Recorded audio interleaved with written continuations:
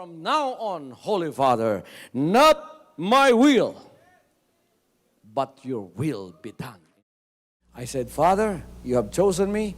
Give me the strength to obey. I will follow you no matter what it takes. If you know me, you cannot be neutral about me. Either you will hate me or you will love me. Because there is only one important business in the world. It is the business of salvation.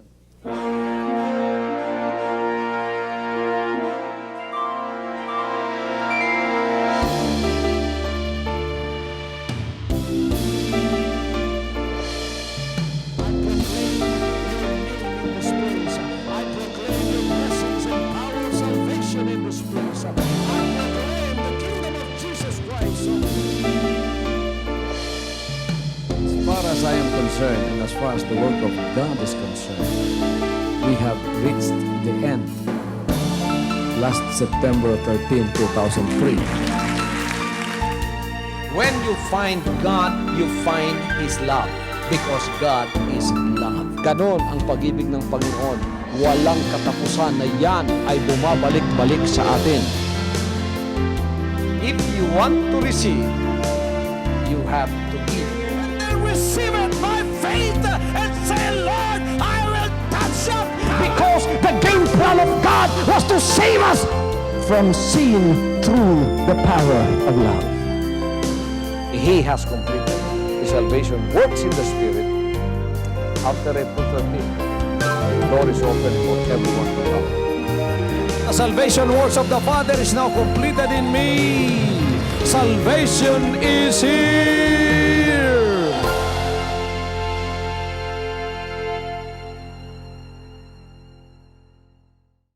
Nagpapasalamat tayo sa Diyos sapagkat sa ating paglilingkod ay maraming bagay na ipinapahayag ang Diyos. It cannot be denied that many people in our world today do want to know about the future.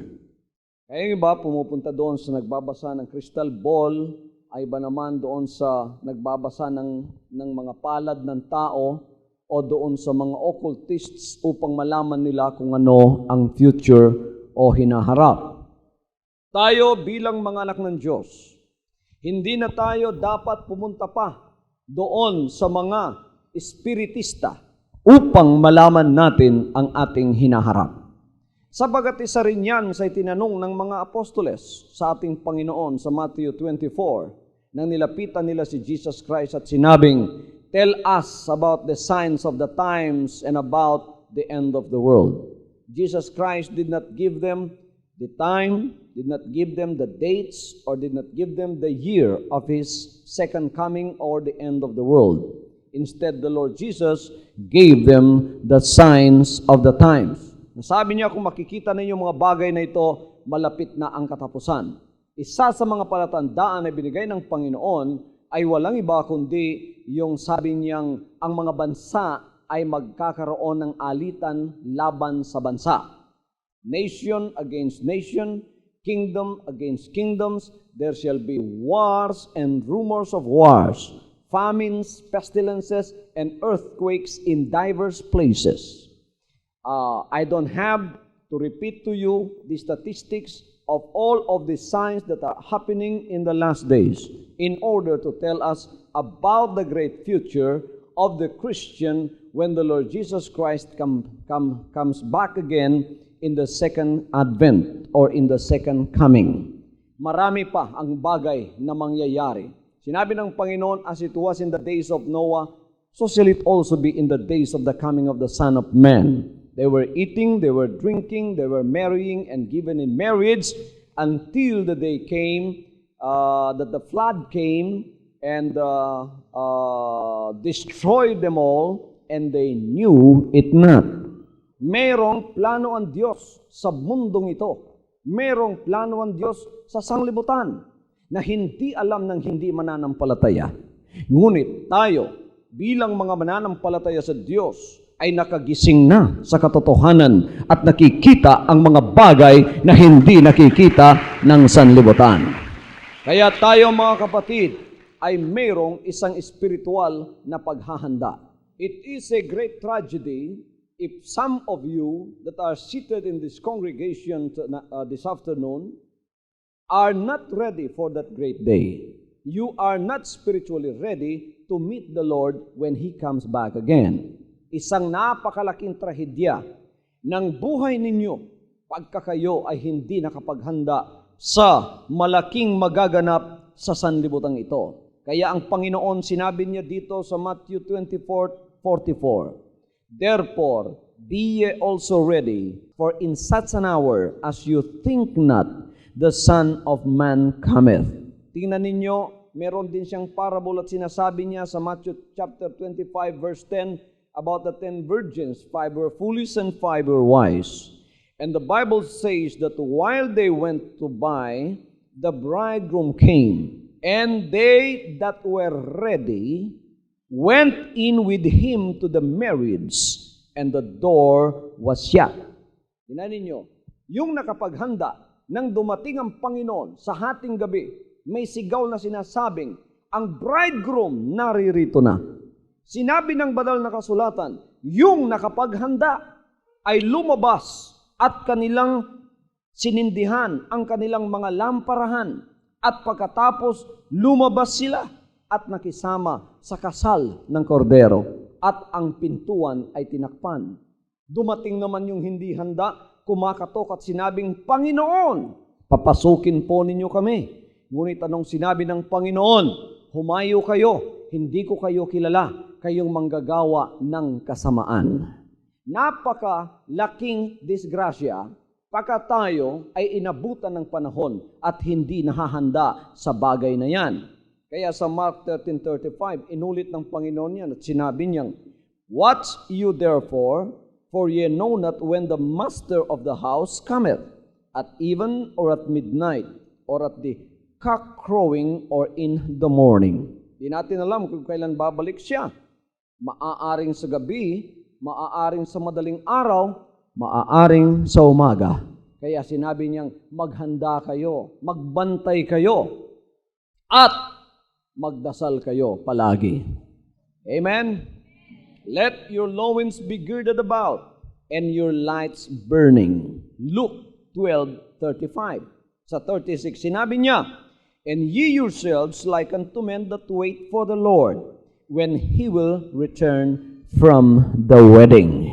Kaya, tayo ay mga anak ng Diyos, tulad ng mga tunay na anak ng Diyos, na palaging nakasindi ang lamparahan at pagkatapos naghihintay sa Panginoon. Paano yon? Palagi kayong masigasig sa inyong pananampalataya, palagi kayong masunurin sa inyong pananampalataya, palagi kayong nagpapatuloy sa inyong pananampalataya. Hindi panahon ngayon upang kayo ay manlupaypay. Hindi panahon ngayon upang kayo ay manlamig sa inyong pananampalataya. Panahon ngayon na kayo ay tumayo at pagkatapos, mga kapatid, magpakasigasig, magpakatibay sa inyong pananampalataya. Kaya kailangan tayo ay makapaghanda. Marami nagsasabi sa akin at sinabi nila, Pastor, paano ba talaga ang makapaghanda sa mga bagay na espiritual? At ito ang pag-uusapan sa mga sandaling ito, ang paghahanda sapagkat merong hinaharap na hindi alam ng sanlibutan. Ngunit tayo ay nakakaalam sapagkat isang araw narinig natin ang boses ng Panginoon nang tayo natutulog pa sa kasalanan at ginising niya tayo at sinabi niyang, gumising ka.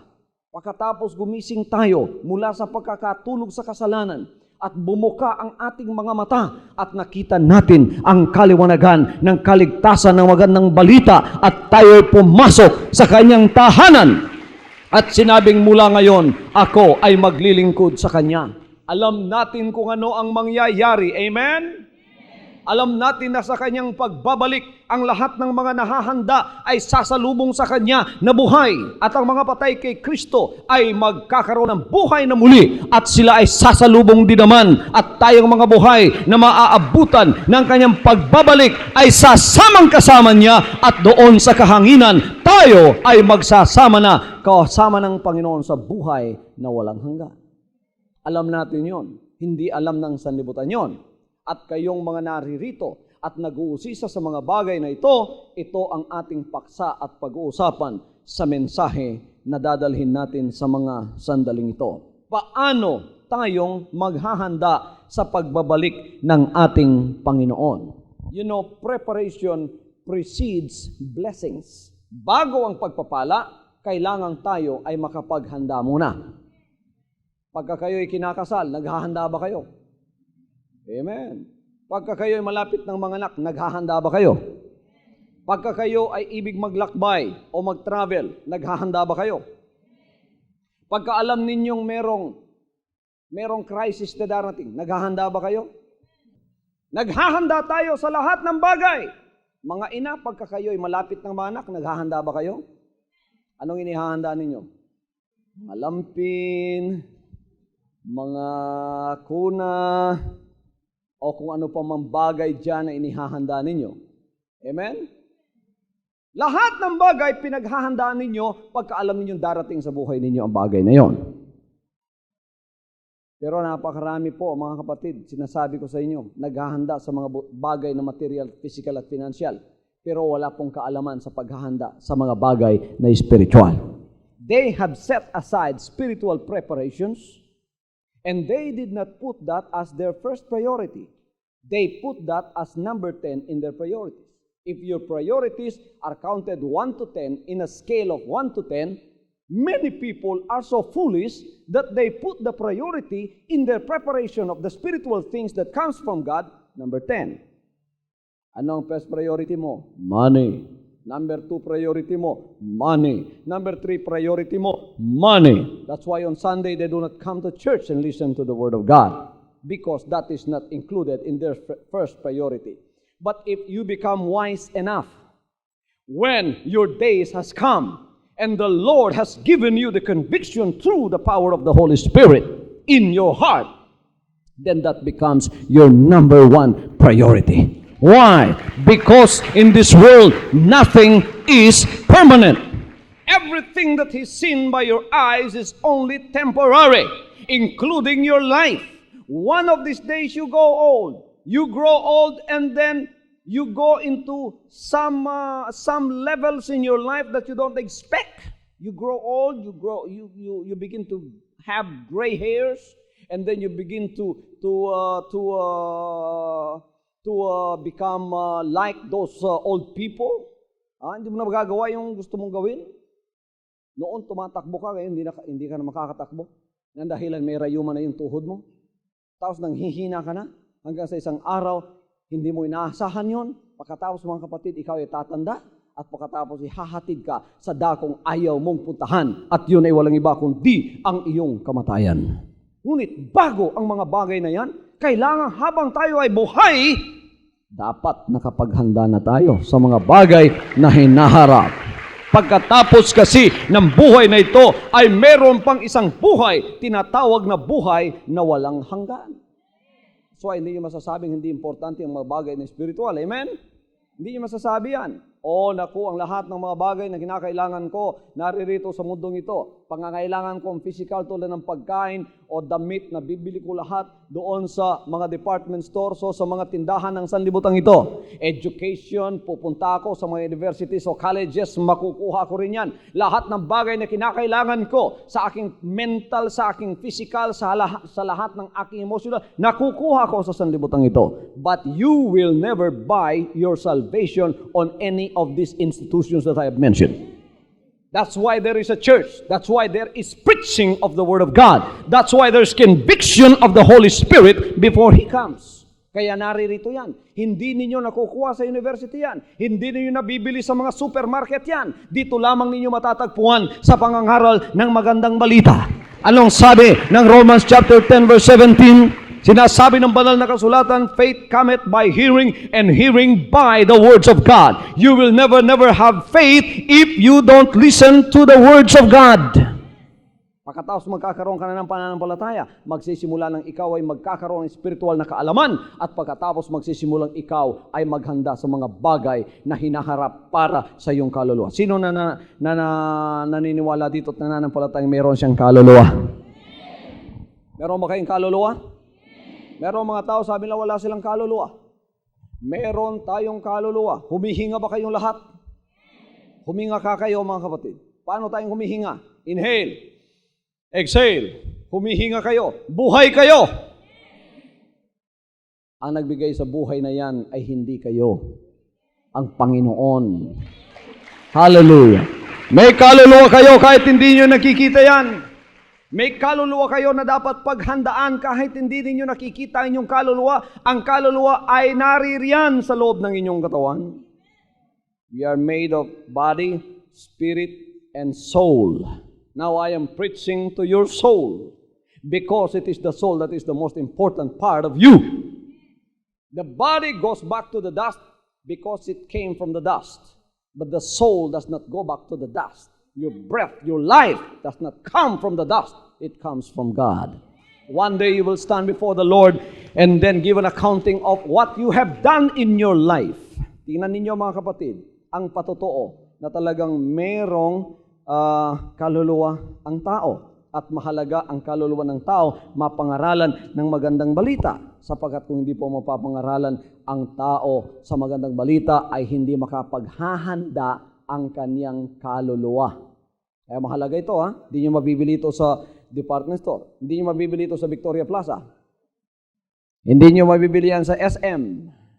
Hindi nyo mabibili yan sa Robinsons. Yan ay matatagpuan lamang ninyo sa pangangaral ng salita ng Diyos na tunay. Hallelujah.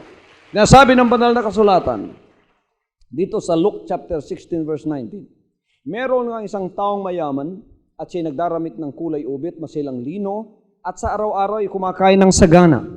At isang pulubi ng pangangalay Lazaro, lipos ng mga sugat, ay ilalagay sa kanyang pintuman. At nagangad na mapakain ng mga mumo na nangahuhulog mula sa dulang ng mayaman o at lumapit pati ng mga aso at hinihimura ng kanyang mga sugat. At nangyari na matay ang pulubi at siya'y dinala ng mga anghel sa sinapupunan ni Abraham at namatay naman ang mayaman at inilibing. At sa Hades na nasa mga pagdurusa ay tiningin niya ang kanyang mga mata at natatanaw sa malayo si Abraham at si Lazaro ay nasa kanyang sinapupunan. At siya'y sumigaw at sinabi, Amang Abraham, maawa ka sa akin at suguin mo si Lazaro upang itubog niya sa tubig ang dulo ng kanyang daliri at palamigin ang aking dila sapagkat naghihirap ako sa alab na ito. Datapot sinabi ni Abraham, anak, alalahanin mo na ikaw ay tumanggap ng iyong mabubuting bagay sa iyong pamumuhay at si Lazaro sa gayon ding paraan ay masasamang bagay. Datapot ngayon ay inaaliw siya rini at ikaw ay nasa kahirapan.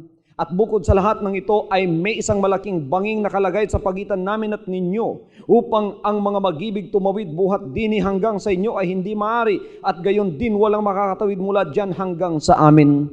At sinabi niya, pinamamanhik ko nga sa iyo, Ama, na suguin mo siya sa bahay ng aking ama, sapagat ako'y may 5 kapatid na lalaki upang sa kanila'y patotohanan niya, baka pati sila'y mga parito sa dakong ito ng pagdurusa. Datapot sinabi ni Abraham, nasa kanila si Moises at ang mga propeta, bayaang sila'y pakinggan nila. At sinabi niya, hindi ang mga Abraham, sapagat kung ang isang mula sa mga patay ay makaparoon sa kanila, sila'y magsisisi. At sinabi sa kanya, kung di nila pakikinggan si Moises at ang mga propeta, ay hindi rin mga hihikayat sila kahit ang isa'y magbangon sa mga patay. Now, Luke chapter 16 verse 19 is not a parable. This is one of the real true stories of the Lord Jesus Christ.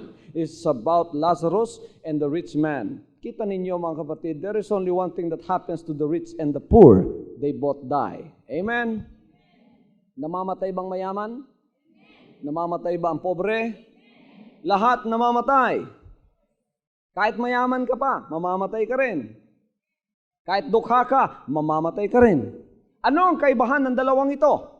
Nang sila'y nabubuhay, ang isa'y talagang napakayaman, napakaganda ng kasuotan, at nagkumakain ng masasarap na pagkain araw-araw. Yun namang isa napakadukha, sa kanyang karukhan ay inilalapag siya doon sa ilalim ng lamesa ng mayaman. Habang ang mayaman ay kumakain, yung mga mumong nangahuhulog sa ilalim ng lamesa, yun ang kinakain niya. At ng punong-puno at lipos ng sugat ang kanyang buong katawan. Wala siyang nars. Ano ang naging nars niya? Yung mga aso, lumalapit at hinihimura ng kanyang mga sugat. Pagkatapos anong sinabi ng banal na kasulatan? Ang dalawang ito ay namatay. Ngunit hindi pala alam natin sa mga bagay na ito, na ang isa pala ay merong espiritual na paghahanda kahit siya ay dukha. Yun namang isa, ang inihanda lamang niya, ang mga bagay ng salibutan itong physical, kaya nung namatay siya, tingnan natin kung saan sila napunta. Ito mga kapatid, ang pinag-uusapan dito ay hindi na yung katawan, kundi yung spiritual na, yung kanilang kaluluwa. Now, this is all that we know about man. When he dies, we go there, and then we go at the funeral, and then he's laid down to rest, and that's all that we know about him. But that's not all about us. There is life after death. Ito ang sinasabi kong dapat nating paghandaan. Hallelujah! Ito ang sinasabi kong dapat nating paghandaan. Tingnan ninyo, nang namatay si Lazarus, siguro sa kanyang karukhaan, binalot na lang siya sa banig, humukay yung mga taga roon, 3 lang siguro ang naka-attend doon sa kanyang funeral, tapos humukay ng 3 pi, inilapag doon, pagkatapos nilagay doon sa libing niya, tinabunan na at kinalimutan na siya ng sanlibutan. Ngunit yung mayaman siguro napakayaman, tulad ng mga mayayamang nakikita kong inililibing, bronze pa ang kanilang casket, ang kanilang kabaong, bronze pa. Pagkatapos ang banda, siguro 14 o kaya 40 truck.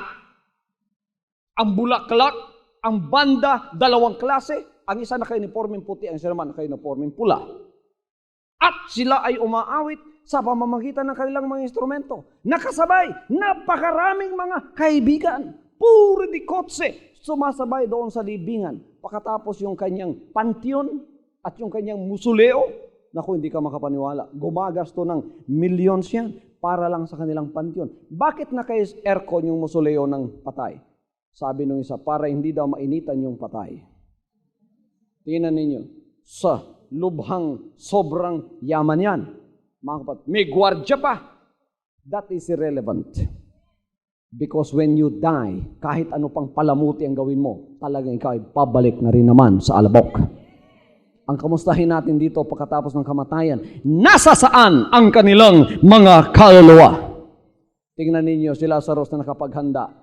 Binalot nga lang ng banig, ngunit sinasabi ng banal na kasulatan ng siya'y namatay, ang anghel mula sa langit ay dumating at kinuha siya, dinala sa paraiso at doon sa sinapupunan ni Abraham siya ay inilagay. Ang patay naman, napakarangya nga ng kanyang funeral, ng kanyang memorial service. Ngunit nang idilat niya ang kanyang mga mata, naroroon nakita niya ang kanyang sarili nasa alab ng init ng apoy ng impyerno. At nang itingala niya ang kanyang mga mata, nakita niya si Lazarus naroroon sinapupunan ni Abraham sa paraiso. Anong sinabi niya? Amang Abraham, ipadala mo po si Lazarus dito sa akin. At pagkatapos itubog ang kanyang daliri sa tubig, sapagkat lubhang napakainit sa alab ng impyernong aking kinaroroonan. Anong sinabi ni Abraham? Anak, sabi niya, ang naririto hindi makapaparyan at ang naririyan ay hindi nakaparito sapagkat napakalaki ng pagitan ng bangin na nasa sa atin. At alalahanin mo, nung ikaw ay buhay, nakapaghanda ka sa sarili mo, ngunit sa mga bagay na material lamang at ikaw ay naging marangyanga. Ngunit si Lazarus, puros nasakitan ang kanyang dinaanan. Ngunit may spiritual na paghahanda. At maliban dyan, mga kapatid, etong sasabihin ko, kaya yung tradisyon natin kung minsan nagkakamali. Bakit? Sinasabi ng tradisyon natin, napaka tayo namatay at paka tayo dumasal, pagkatapos mga kapatid, yung ating mahal na buhay, mahal sa buhay, ang kaluluwa niya, naroroon daw sa purgatorio. Pagka tayo dumadalangin, bigla daw lilipat yung doon sa langit. Hindi po iyon ang sinasabi ng banal na kasulatan. Sinasabi ng banal na kasulatan, when you die, there is no changing of places. Your destiny is final. Nasa impyerno ka, hindi ka nalilipat. Wala nang lipatan. Kaya nandito ngayon ang pangarang magandang balita habang tayo ay nabubuhay. Anong sinabi ng mayaman? Eto, nagkaroon na siya ng burden for souls. Gustong maging misyonaryo noong mayaman ngayon. Gusto niyang maglingkod sa pamamagitan ng pangangaral. Ngunit huli na ang lahat. Kaya siya ay nakipagtawaran kay Abraham. Anong sinabi niya? Amang Abraham, kung di po maaari ang aking isang prayer request, hindi siguro marunong magdasal ang mayamang ito, ngunit doon sa impyerno siya ay marunong nang magdasal. Kung di maring Amang Abraham, naalala ko, meron pa pala akong 5 kapatid. Naroroon pa sa lupa. Ang ibig sabihin, buhay pa sila. Amang Abraham, 5 pa po sila. Maaari ba pabalikin ninyo sa Lazarus sa mga patay? Pagkatapos bangunin ninyo siyang muli sa mga patay at ipadala doon sa aking pamamahay, sabagat naroon ang 5 kong kapatid. At pangaralan sila, baka sila'y mangagsisi pa?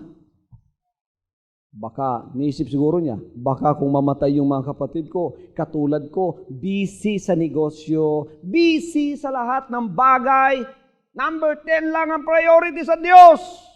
Pagkatapos mamamatay sila, iniisip siguro niya, pagka namatay 5 kong kapatid, walang kaligtasan, kaming lahat magre-reunion dito sa impyerno. Masaklap at masakit yun para sa kanya. Kaya nagkaroon siya ng burden na papuntahan doon sa lupa si Lazarus sa pamamagitan ni Abraham. Anong sinabi ni Abraham? Anak, naroroon sa lupa ang mga mangangaral. Nando doon si Moses, nando doon ang mga propeta, nando doon si Pastor Apollo Kibuloy. Sinabi ba niya yon? Marahil sinasabi ng marami ngayon yan. Hindi lang natin alam, ano? Kaya siguro marami sa inyo ang naparito ngayon, baka meron kayong mga mahal sa buhay na umuna na sa inyo at walang kaligtasan at idinadalangin nila na isang araw kayo ay magkakapakinig ng tunay na pangangaral ng magandang balita at kayo ay magkaroon ng pagsisisi sa inyong mga puso at maparoon sa isang pagiging tunay na born again na makapaghahanda sa mga bagay na espiritual. Sinasabi ng mayaman ng sinabi niya yan. As if I can read between the lines of what he was trying to convey to Abraham. Ang ibig niya sabihin, Amang Abraham, ako po ay nagkamali. Hindi ako spiritually prepared. Ang pinaghandaan ko lang ang physical kong buhay, ngunit yung aking pong spiritual at kaluluwa, hindi ako nakapaghanda, hindi ko gustong mangyari ito sa aking 5 kapatid. Kaya padalhan sila ng mga ngaral doon. Ngunit nakipag-bargain pa rin siya. Sinabi niya, hindi pa rin siya kontento sa sagot ni Abraham. Hindi Amang Abraham, kung sila ay merong makikitang nabuhay na muli sa mga patay, nagmilagro, marahil magsisisi sila. Ngunit sinabi ni Abraham sa kahalagaan ng ministry ngayon. Anong sinabi niya?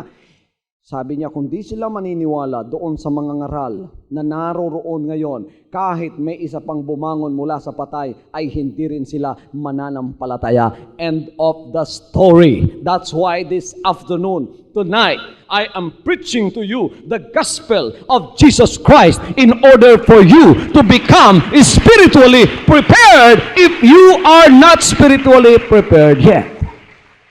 Hindi ka pa handa sa mga bagay na spiritual, naku, ito ng panahon ng iyong paghahanda. Bakit? Sapagkat hindi ka handa, mga kapatid, kung hindi mo alam ang Panginoon. Why? You might die tonight.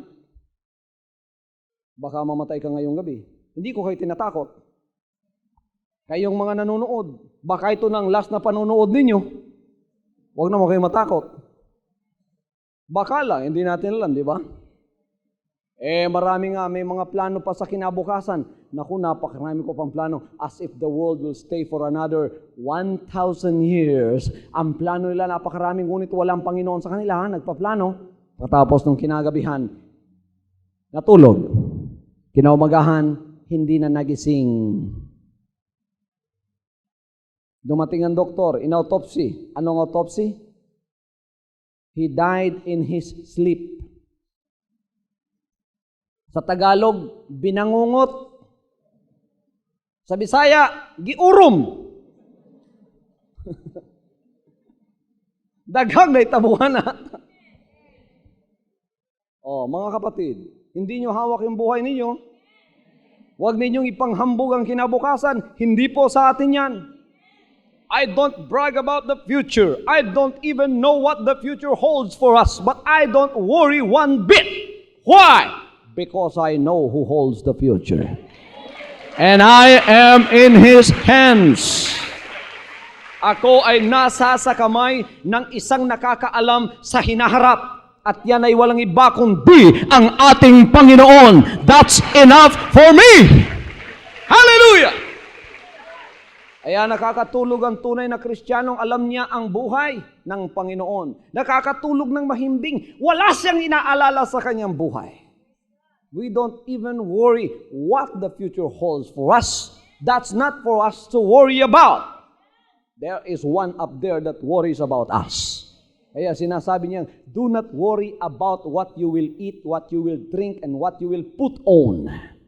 Sinabi niya, tingnan ninyo yung mga langgam sa kahanginan lumilipad. Pinakakain sila. Langgam ba yun? O ibon? Kikita ba niyo yung mga ibon lumilipad?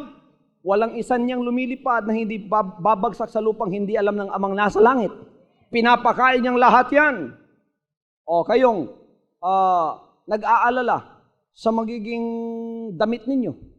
Sinasabi niya, tingnan ninyong liryo ng kaparangan. Kahit si Solomon, sa kanyang kalwalhatian, hindi nakapagdamit ng tulad nila, ngunit yan ay hinahagpas ngayon at sinusunog bukas. Sabi niya, huwag niyo alalahanin ng buhay ninyo kapag kayo ay nasa Panginoon. Kaya tingnan ninyo, yung nasa sa Panginoon, yung nasa Panginoon, bumabata. Marami na sasabi sa akin, Pastor, para ka lang 21 years old. Totoo yan.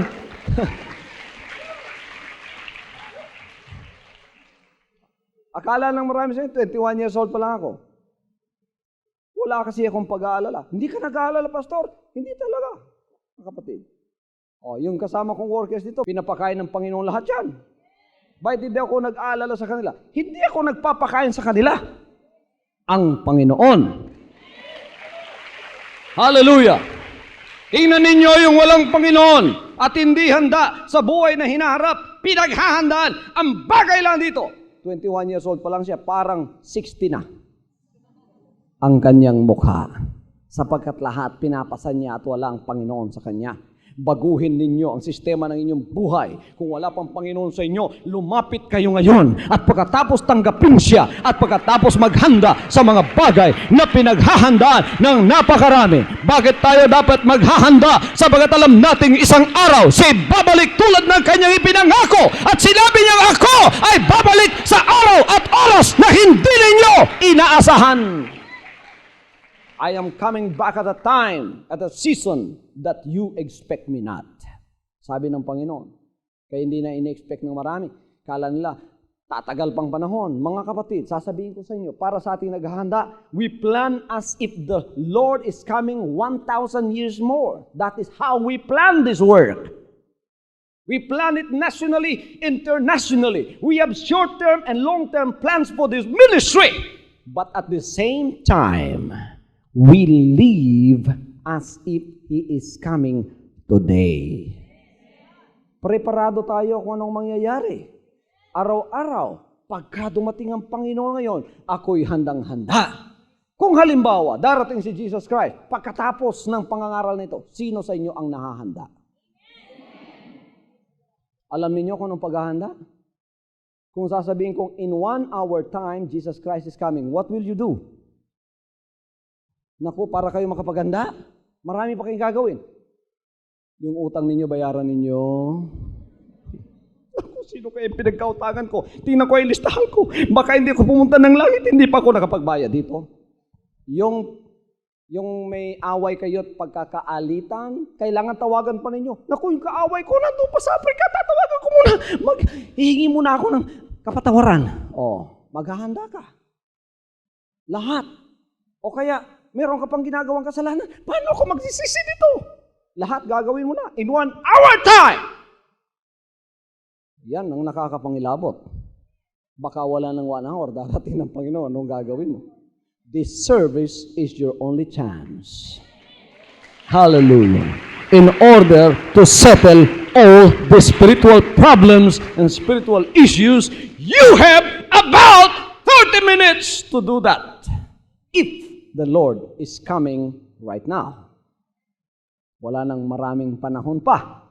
Kaya mga kapatid, nakikita po ninyo ang urgency ng spiritual na paghahanda. I've been preaching this gospel all over the Philippines, and I have told people that Jesus Christ is coming again. Many skeptics have arisen in my ministry, and they said, you've been preaching this gospel about spiritual preparation and coming of the Lord Jesus Christ since time immemorial, and Jesus did not come. When is He coming?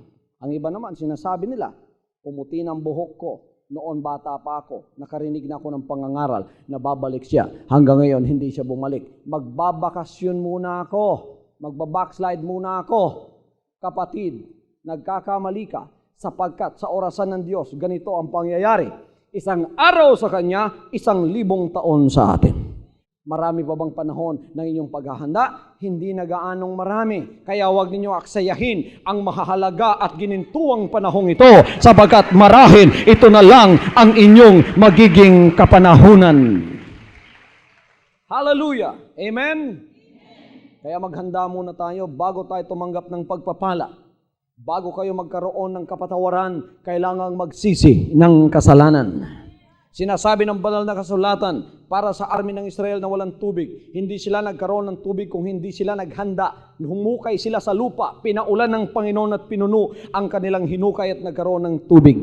Walang langis hanggang ang mga sisidlan ay hindi natipon ng isang babae. At pagkatapos sinabi sa kanya ng propeta, hiramin mo ang lahat ng sisidlan. At nang siya nakapaghanda ng napakaraming sisidlan, pinuno ng langis sa pamamagitan ng isang kababalaghan. Walang healing o walang ang tawag dito? Walang pagpapagaling ng katawan hanggang walang paghahandang pagsusunod yung lepros na si Naaman. Anong sinabi sa kanya? Tumubog ka muna sa River Jordan 7 beses. Hanggang isunod yun, walang healing. There is no Messiah until the way had been prepared. Kung wala si John the Baptist, hindi darating ang Panginoon sapagkat walang maghahanda sa kanyang daan. No harvest until the ground had been broken up. Hanggang hindi tayo mag-aararo at ihahanda ang lupa, ay walang harvest na mangyayari. There is no reconciliation without repentance. You want to be reconciled to God right now? You need to repent of your sins. What is repentance? It is a 365-degree turn from your sin, iniquities, and transgression and face Jesus Christ in your new life. Not only face Him, but you must have to walk according to His will. Yan mga kapatid, ang pagdaragdag. Walang pangitain hanggang walang pagsusunod. There is no resurrection until the stone had been turned away. There is no entrance into heaven without cleansing. Kailangan tayo makapaglinis bago tayo pumasok doon sa langit. Kaya kinakailangan natin ang spiritual preparation. Paano tayong makapaghanda sa spiritual tayong naririto ngayon? Alam ba ninyo kung paano? Number 1, you must abandon all your idols. Abandonment of all idols.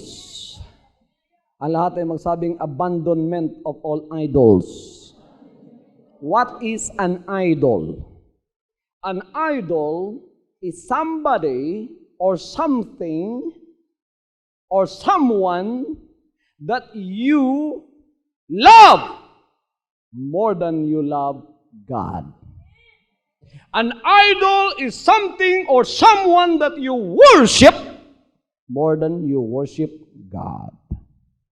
Halimbawa, hindi lamang yung idols na nakalagay sa ating mga dambana, ang idols yung inukit na larawan na ginawa sa kamay ng tao. Isa lang sa mga idols yon. Sinabi ng Panginoon, huwag kayong gumawa ng idols. Huwag kayong gumawa ng anumang larawang inukit ng kamay at huwag ninyong sambahin at huwag kayong lumuhod sa kanila. Isa lang yon. Marami pang idols. May asawa ka ba? Mas mahal mo siya kaysa mahal mo siya, Panginoon? Sino dito nagmamahal ng asawa kaysa sa Panginoon? Mas mahal ninyong asawa ninyo kaysa Panginoon? Panginoon, di ako mabubuhay na walang asawa ko. Mabubuhay akong wala ka. Pero hindi ako mabubuhay na wala yung asawa ko. Naku, idol mo yan. Paano mong iiwan yan? Huwag mong iwanan pagkatapos makipag-separate ka. Anong gagawin mo? Mahalin mo ang Panginoon na higit pa sa Kanya. Kung anong inihiling ng Panginoon at laban ng asawa mo, maray, laban siya. You try to explain to her everything that you believe. O mananatili siyang skeptic o kaya agnostic sa ginagawa mo, then Marahil kung minsan kinakailangan ng paghihiwalay sapagkat siya ay magiging hadlang at gagawin mong susundin pang Panginoon, pagpalain ka ng Panginoon sa gagawin mo sapagkat pinatunayan mong mas mahal mo siya. Pero kung asawa mo, makukonvince at magagawa mo lang na makukonvince mo siya, gawin mo. May mga material ba na bagay na mas mahal ninyo kaysa Panginoon? Sino dito nagmamahal ng bahay ng labis pa kaysa Panginoon? Ako hindi ko maiwan ang bahay ko. Panginoon, bahala na ma-rapture kayo, pero ako hindi ko iwan yung bahay ko. Bakit? Marble kasi yung bahay ko eh. Hindi maiwan yung bahay ninyo? Mahal pa ninyo yan higit sa Panginoon? Idol yan. Sino dito ang mahal nila ang kanilang pera na higit pa sa pagmamahal nila sa Panginoon? Nandahilan dyan, mabigat ang kamay ninyong magbigay ng tithes and offering.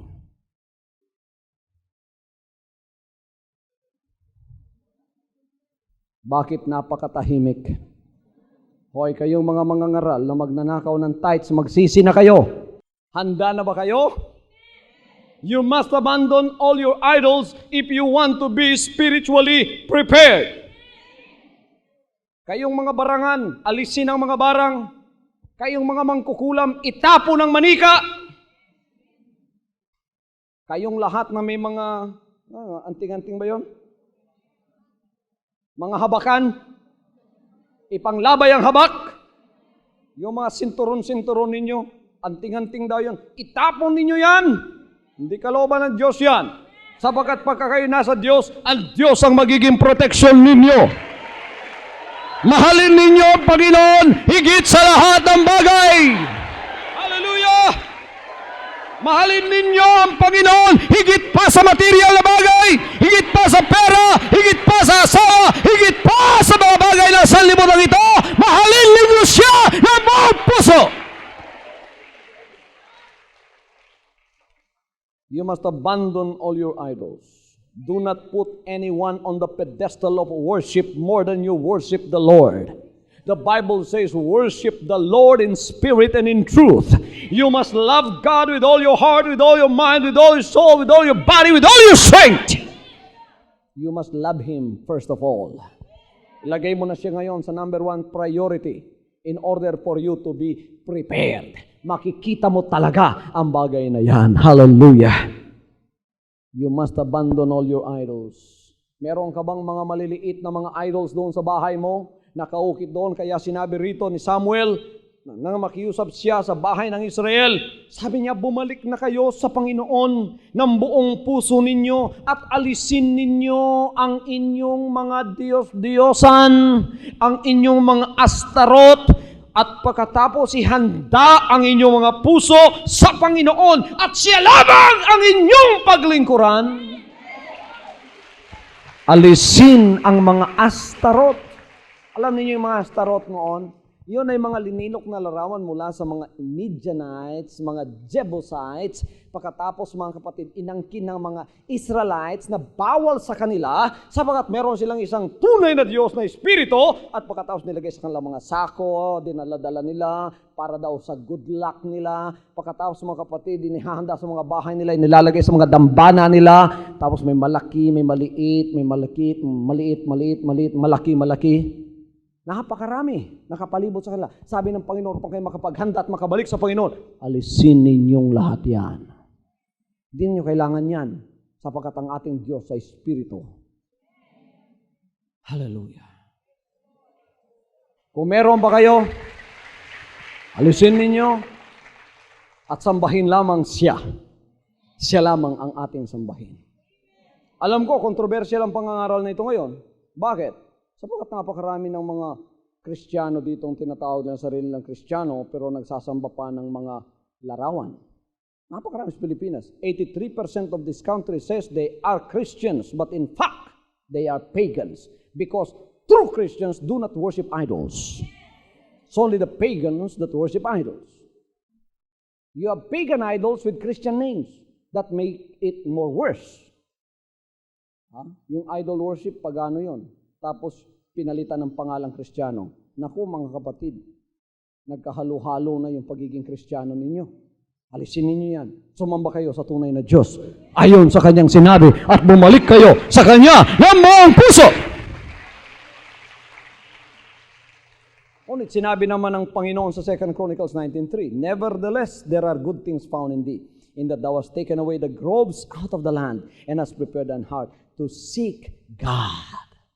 Meron ding mabubuting bagay sa inyo, sabi ng Panginoon. Inalis ninyo yung mga dambana. Biro sa Israel noon, pagka pumunta sa bundok, meron silang grotto, groves, naglalagay doon ng idols, nagsasamba doon. Nung sila ay bumalik loob sa Panginoon, inalis nila yon. Inihanda ang kanilang puso at pagkatapos bumalik sila sa Panginoon at hinanap nilang muli ang Panginoon ng Israel at muling natuwa ang Panginoon sa kanila.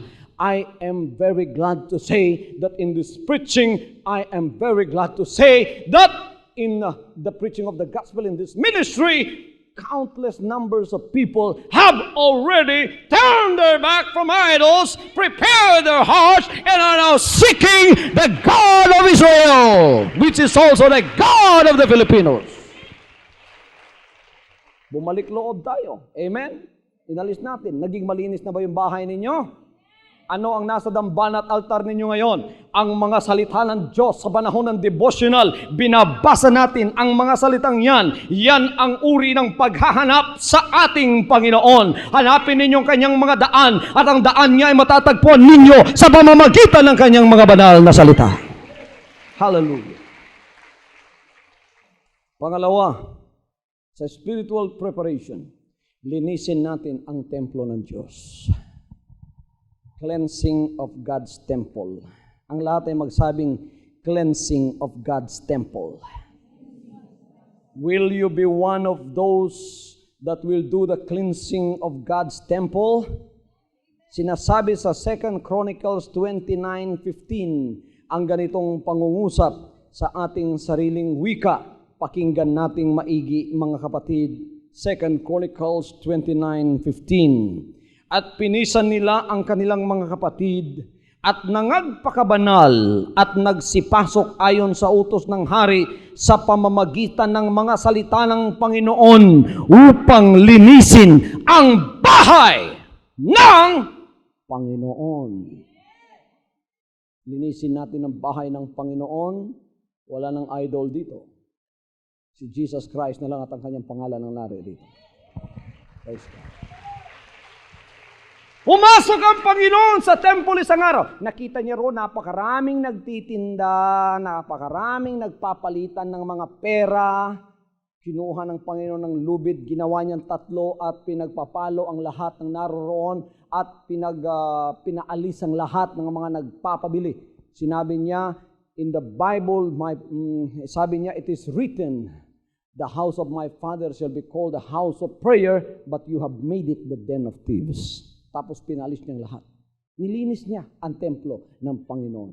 Ano ang spiritual na implication niyan sa ating buhay ngayon? Alam niyo ang tunay na templo ng Panginoon, hindi ang building na ito. We thank God for this building. It's beautiful, but this is not God's temple, first of all. This is God's house of worship, yes, but God's temple is your body. 1 Corinthians 6:19, anong sinasabi? Know ye not that your body is the temple of the Holy Spirit? You are not your own, you are bought with a price. Therefore, glorify God in your body. Di ba nyo alam na inyong mga katawan ay templo ng banal na Espiritu na tinanggap ninyo mula sa Panginoon? Hindi na kayo sa inyong sarili, kayo ay binili sa isang halaga, kaya luwalhatin ninyo ang Diyos sa inyong mga katawan. Ano ang parte ng katawan natin? Meron tayong ulo. Amen? Ang ulo natin may pag-iisip. Amen? Meron tayong mata. Amen? Meron tayong tenga. Amen? Meron tayong bibig. Amen? Meron tayong paa. Amen? Meron tayong tiyan. Amen? Malinis na bang lahat yan? Malinis na ba yung mental ninyo? Di ba kayo nagbabasa ng bold na magazines? May penthouse kayo sa bahay ninyo, itapon ninyo at sunugin ng 10 beses. May mga comics kayong malalaswa, may mga babasahin kayong malalaswa, pagpupunit-punitin at itapon na ninyo sapagkat dapat luminis ang bahay ng Diyos. Amen. Nunood pa ba kayo ng bold? Dapat luminis yung mga mata ng anak ng Diyos. Pagka hindi malinis yung mata ninyo, mga kapatid, sa maruming bagay, ginagamit ninyo yan. Pagka kayo ay nanonood ng malalaswang bagay, comics o ano pa man, naku, buhay na buhay kayo. Alas 2 na ng umaga, nagbabasa pa kayo. Pita ng laman ang resulta. Ngunit pagkasalita ng Diyos, isang verse pa lang, inaantok na kayo. Duling na kayo. Pero pagka kayo ay nalinis na sa mga salita ng Diyos, nalinis na yung mga mata ninyo at sinabi ninyong ito palang mga basura ito ay hindi kinakailangan, itabi mo. Pagkatapos sunugin mo at pagkatapos magsimula ka maglinis ng mga mata mo, babasahin mo ang salita ng Diyos. Madaling araw na, nagbabasa ka pa, hindi ka makakatulog. Ayaw sinasabi ninyong mga anak kayo ng Diyos, ngunit ginagamit ninyong mental ninyo at pagkatapos ang mga mata ninyo ang dahilan at binabasa ninyo ay mga basura at mga malalaswa. Linisin ninyo ang templo ng Panginoon. At ang templong yan ay walang iba kundi kayo. Yung bibig ninyo, ginagamit ba yan sa pagpupuri? Hindi niya ginagamit sa pagmumura? O tingnan ninyo na naman, itong mga ngaral na nagmumura. Biro ninyo, mga ngaral kayo, nagmumura kayo? Lalaswan ang lumalabas sa bibig ninyo. Hindi ba sinabi ni Santiago? Anong sinabi ni Apostol Santiago? Ang atin daw balon ay kailangang magpalabas ng matamis na tubig lamang. Hindi daw kanais-nais na yan ay magpapalabas ng mapait at matamis. Dapat ang lumalabas ay pagpupuri lamang sa Panginoon. Walang pagmumura. Kumusta yung mga tenga natin? Nako, ginagamit ba ninyo yan para sa chismis? Basura yan. Pagka paninirang puri, takpan ninyo ang inyong mga tenga. Pagka sa salita ng Diyos, buksan ninyo ng maluwang yan. Bakit sabi ninyo, alam ko yung mga chismoso-chismosa dito pagka ako'y nangangaral, kahit hindi ko alam ang personal na buhay ninyo, sapagkat yung mga chismoso-chismosa, pagka ako'y nangangaral, naantok yon. Hindi matamis sa kanila yung salita ng Diyos. Kapag kayo'y naantok dito, oras na ninyo. Ngunit tingnan ninyo, pagka kayo'y malinis na sa tenga ninyo, naku, hindi kayo makapaghintay na hindi makapunta sa bahay ng Diyos. Ibig na ninyo magsimula ng service sapagkat kayo uhaw na sa mga pangangaral ng mga salita ng ating Panginoon Diyos. Hallelujah! Hindi nyo tinatanggap yung mga malalaswang salita, hindi pinapapasok dito sa inyong tenga, hindi maaari yun sapagkat nilinis na ang templo ng Diyos at ang templong yan ay walang iba kundi kayo. Linis na ba ito? Tiyan natin. Umiinom pa ba kayo ng alak? Hindi pagkain ng Diyos yan, pagkain ng demonyo yan. Nagsisigarilyo pa ba kayo? Hindi pagkain ng Diyos yan, ng demonyo. Bakit ko sinabi yan? Pagkain ng demonyo, inumin ng demonyo. Bakit? Hindi nakakapagbigay ng kabutihan sa katawan. Ang alak nakakapagsunog ng baga ninyo, ang sigarilyo ganon din naman. Sasabihin ninyo yan ay pagkain ng Diyos at kalooban ng Diyos. Para luminis yan, alisin ninyo ang mga bagay na nakakasira. Walang anak ng Diyos na nagsisigarilyo. Walang anak ng Diyos na umiinom ng malalakas na inumin. At nakapagpapalasing, walang isang anak ng Diyos na ganyan ang kanyang ginagawa. Ang anak ng Diyos ay luminis na sa mga bagay na yan. Lahat ng pumapasok sa kanyang katawan ay nakakapagpabuti sa templo ng ating Panginoon. What did the Lord say? He said, if you destroy God's temple, God will also destroy you. Tingnan ninyo, huwag ninyo sirain ang templo ng Diyos. Yung mga anak ng Diyos, sabi nila, pagkatapos mga lasenggero pala, pinapahiya ninyo ang templo ng Diyos. Biro ninyo, ang laki-laki ng profesyon at grado ninyo. Pagka kayo'y nakainom at nalasing na kayo, umiihi kayo sa pantalon ninyo. Abogado pa naman kayo. Nasusuka kayo, doktor kayo, natutulog kayo sa may paanan ng bahay ninyo. Hindi na kayo nakakapasok sa bahay dahil sa kalasingan ninyo. Hindi. Kalooban ng Diyos yan. Linisin natin sa buhay natin yan. Kaya nagtataka kayo, pagpasok ninyo sa Panginoon, sa paghahanda, mga kapatid, lilinis ang lahat ng mga bagay na yan. Malinis na ba yung kamay natin? Wala na bang ginagawang kabulastugan yan? Wala na bang ninanakaw yan? Hindi ginawa ng Panginoon yung kamay mo para suntukin yung asawa mo. Pastor, yung asawa ko kasi bungangere. Nager, huwag mong suntukin. Hindi sinabi ng Panginoon na dahil ang asawa mo nager, suntukin mo. Ipanalangin mo. Hindi, maraming asawa hindi nagbabago ng kamao ng tao ng kanyang asawa. Sinuntok mo na maraming beses. Naku, ang mukha niyan parang si Muhammad Ali na. Pero hindi pa rin nagbago ang kanyang ugali, lalong lumala. Sabagat hindi kamao ng asawa ang makapagbabago sa kanyang asawa. Ang Panginoon lamang. Kaya dalangin mo ang asawa mo. Huwag mong suntukin. Everybody say, praise the Lord. Baka dumalangin ka at gumawa ng paraan ng Panginoon. Naku, makikita mo ang tunay na pagbabago sa asawa mo. Kaya huwag na natin gamitin yan sa masamang bagay. Huwag natin gamitin yan sa pagnanakaw naman. Nakaw pa ba kayo ng tithes and offering? Bakit? Sapagkat ito ay napakalubhang issue ng Kristiyano. Sapagkat kapag tayo ay hindi po nagbibigay ng tithes and offering, ang tawag ng Panginoon sa atin magnanakaw. May magnanakaw bang papasok sa langit? 1 Corinthians 6:9, hindi tayo papasok sa langit kung tayo ay magnanakaw. Ang kamay natin ang nagnanakaw. Walang paang nagnanakaw, kamay ang nagnanakaw. Kaya baguhin na natin at linisin ang ating mga kamay. Everybody say, praise the Lord. Ang mga paa natin, malinis na bang lakad niyan? All road leads to the cathedral on Sunday. Wala na sa beach. Wala na sa disco house. Wala na sa gagamba o alibangbang. Nasa bahay na ng Diyos lahat. Ang mga paa natin ang direksyon sa bahay na ng Diyos lahat. Hallelujah! Noon, iba't iba ang direksyon na pinupuntahan ng ating mga paa. Ngunit ngayon, pagka-araw ng linggo at pagsamba sa Panginoon, ang pinupuntahan natin ay ang templo ng Panginoon na tunay nagsasamba sa Espiritu at sa katotohanan. Tumulong kayo sa paglilinis sa templo ng Diyos. Lahat ng bunga ng laman, kailangan mapaalis at ang bunga ng Espiritu ang kailangang mapapasok. Wala na yung Galatians chapter 5 verse 19 dyan. Kailangan ng lahat ay Galatians 5:22 na lahat. Bunga ng Espiritu, wala ng bunga ng laman na nakakarumi sa atin. Sinabi ng Panginoon, nakakarumi ay nanggagaling sa puso at lumalabas sa ating bibig. Nandidiyan lahat ang karumihan, sabi niya. Kaya linisin natin yan. Paano tayo maglinis? Papasukin natin ang Espiritu ng Panginoon automatically at tayo ay malilinis at magkakaroon ng mga bungang kaaya-aya sa harap ng ating buhay na Diyos.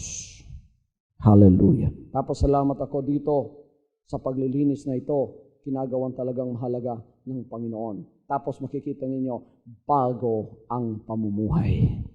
Bagong buhay, isang tunay na burn again sa harap ng ating Panginoon. Bumalik tayo sa Panginoon. Magbalik loob tayo sa Kanya. At ang pagbabalik loob sa Kanya ay alam natin. Sinabi niya, and He shall go before Him in the spirit and power of Elias to turn the hearts of the fathers to the children and the disobedient to the wisdom of the just to make ready a people prepared for the Lord. Ito mga kapatid, ang ministering pangangaral para sa inyo. Upang bakit makapagbalik loob tayo sa Panginoon. Ibinigay dito ang isang prophetic ministry, kaya matalas ang pangangaral ko, para sa inyong mga nakikinig at nanonood, pagkatapos mga kapatid, napapakinggan ninyo, marami sa inyong nasasaktan, sapagkat matalas ang salita ng Diyos. The Word of God is quick and powerful and sharper than any two-edged sword, piercing to the dividing asunder of the soul and spirit of the joints and marrows, and is a discerner of the thoughts and the intents of your heart. Matalas ang salita ng Diyos. Prophetic ang ministering ito sa pangangaral laban sa kasalanan. Bakit? Upang manumbalik loob kayo sa ating mga ama na sumulat ng banal na kasulatan. Ginamit ng Panginoon. Para yung mga hindi masunurin, makita nila yung kaalaman ng Panginoon at sila ay maging masunurin. Bakit? Upang makapaghanda ang Panginoon ng isang bayan para sa Kanya. to make ready a people prepared for the Lord. Sabi ng Luke chapter 1 verse 17. Napakaganda ng sinabi ng Luke chapter 1:17. At siya lalakad sa unahan ng kanyang mukha na may espiritu at kapangyarihan ni Elias, upang papagbaliking loob ang mga puso ng mga ama sa mga anak, at ang mga suwail ay magsilakad sa karunungan ng mga matuwid, upang ipaglaan ang Panginoon ng isang bayang nahahanda para sa Kanya. Tayo ay bayan ng Diyos, inihahanda para sa Kanya. Kaya kayo'y nakakapaloob sa isang prophetic ministry na may pangangaral na matalas laban sa lahat ng kasalanan at laban sa lahat ng uri ng hindi kalooban ng ating Panginoon. Bakit? Upang ihanda kayo sa Kanyang muling pagbabalik, na pagbabalik niya, masasabi niya, ito ang aking bayan na hahanda sa aking pangalan. Ang unang ginawa ng Panginoon sa paghahanda sa inyo ay palitan ang inyong pangalan. The Bible says that God is going to make ready a people for His name. A people called by His name. You will never be called by any other name, but you will be called by His name. What is His name? Kaya hindi na kayo ibang pangalan ngayon. Pangalan ng Panginoon ang nasa sa inyo. Hallelujah. In order for us to return unto the Lord, let us cleanse our ways and then be prepared for Him. Then, ang pangapat, personal purification. Anong sinabi ng 2 Timothy chapter 2 verse 21? If a man therefore purge himself from this, he shall be a vessel unto honor, sanctified, and meet for the master's use, and prepared unto every good work. Kung ang sino man nga ay malilinis sa alinman sa mga ito, ay magiging sisidlang ikapupuri, pinakabanal, marapat gamitin ng may-ari, nahahanda sa lahat ng gawang mabuti. Ito ang ating pagpipisan at pakikipag-isa sa ating banal na Diyos, upang tayo ay mahanda sa lahat ng gawang mabuti habang tayo ay naghihintay sa Kanya. Kung hindi ka pa handa sa mga sandaling ito, walang langit para sa iyo kung walang paglilinis. Walang kapatawaran para sa iyo kung walang pagsisisi. Maghanda ka sa mga sandaling ito at maaaring ito na lamang ang panahon mo sa mga paghahanda na gagawin. Marahil bukas ay maaring huli na. Kaya samantalahin mo ang panahong ito, kapatid. Huwag mo nang pansinin at huwag mo nang dapat malaman pa ang hinaharap. Ang dapat malaman mo kung ikaw ay handa o hindi. At kung hindi pa, ang oras na ito ay oras para sa iyo. Kahit ikaw na nasa sa harap ng iyong television sa mga sandaling ito. Ito ang mga sandaling para sa iyo upang makapaghanda ka at sabihin mo, Panginoon, gusto ko pong makapaghanda. Hindi ko na po dapat malaman ang hinaharap. Ang gusto ko pong malaman kung ako ay nahahanda o hindi. And then after that, don't worry about your future because it is the Lord that holds the future for you. All you have to do is walk a righteous walk, a holy walk, an obedient walk unto the Lord. And never mind about the future, because the future will come and you will never worry about it because you are spiritually prepared. Amen. Paghahanda ang pinag-uusapan natin sa mga sandaling ito. Kayong nasa sa harap ng inyong television, hawakan ninyong television as a point of contact at ang kapangyarihan ng Diyos pasa sa inyo sa mga sandaling ito. Sa pangalan ni Kristo Jesus, Amang Banal, dinadalangin ko po ang lahat ng aking mga kapatid na nasa sa harap ng kanilang television set sa mga sandali ito as a point of contact ng inyong kapangyarihan at silang lahat ay makakatanggap ng kapangyarihan ninyo kahit wala po sila rito sa panambahang ito at sila'y pagpapalain ninyo. Kung di pa po sila nahahanda, ihanda po ninyo sa pangalan ni Kristo Jesus. Amen. From now on, Holy Father, not my will, but your will be done. I said, Father, you have chosen me. Give me the strength to obey. I will follow you no matter what it takes. If you know me, you cannot be neutral about me. Either you will hate me or you will love me. Because there is only one important business in the world. It is the business of salvation.